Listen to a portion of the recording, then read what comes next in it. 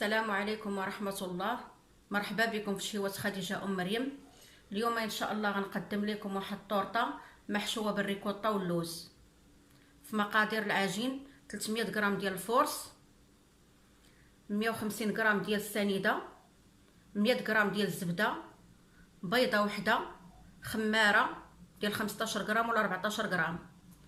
مقادير الحشو: 150 غرام ديال اللوز مطحون، 50 غرام ديال الغريبه ديال اللوز ديك الحاره، 300 غرام ديال الريكوتا، بيضه وحده، 100 غرام ديال السنيده. اللي ما عندوش هاد الغريبه يدير 200 غرام ديال اللوز.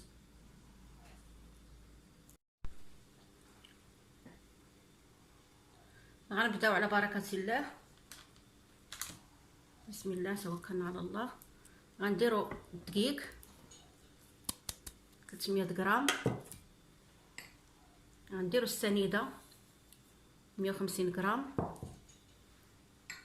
غنديروا الزبده 100 غرام، غنديروا الخماره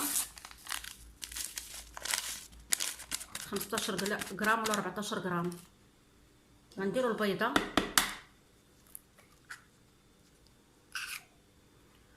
وغادي نطحنوهم تيعودوا بحال الكسكسو.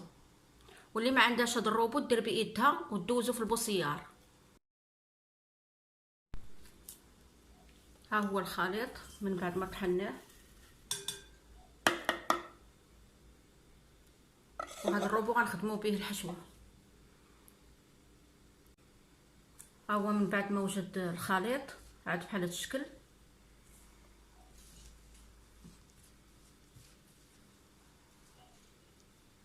غنقسمو على جوج الاقسام.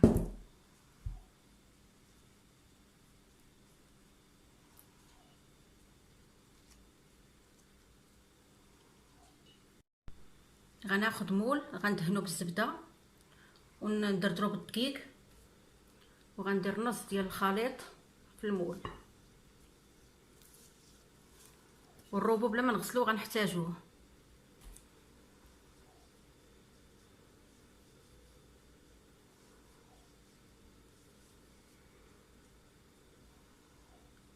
ونديرو على الجناب باش ما تخرجش لنا الحشوه.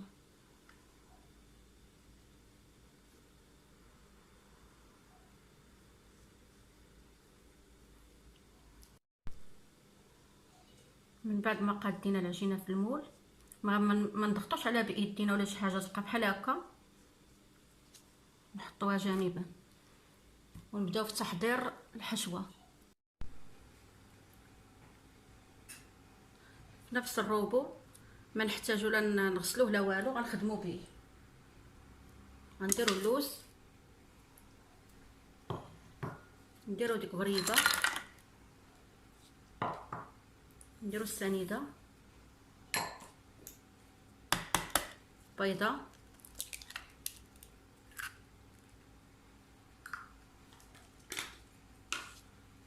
تلتمية غرام ديال الريكوتا،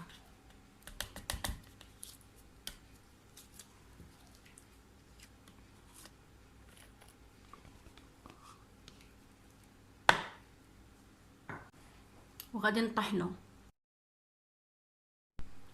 ها هو الخليط من بعد ما تطحن.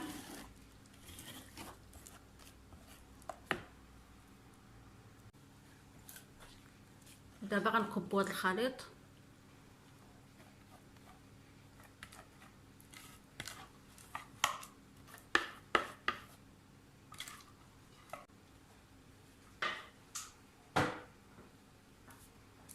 ونغطيوها بالخليط المتبقي.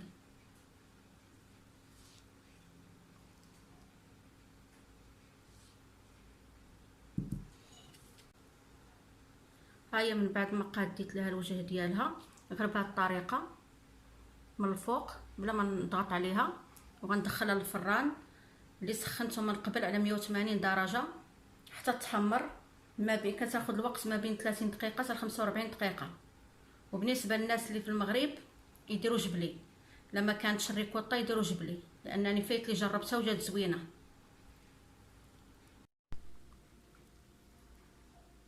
هاهي الطورطه من بعد ما خرجتها من الفران غنخليها تتبرد ونزينها بالسكر كلاصي ونقطع لكم باش تشوفوها من الداخل كي جات. هيا من بعد ما بردات الطورطه غنزينها بالسكر كلاصي.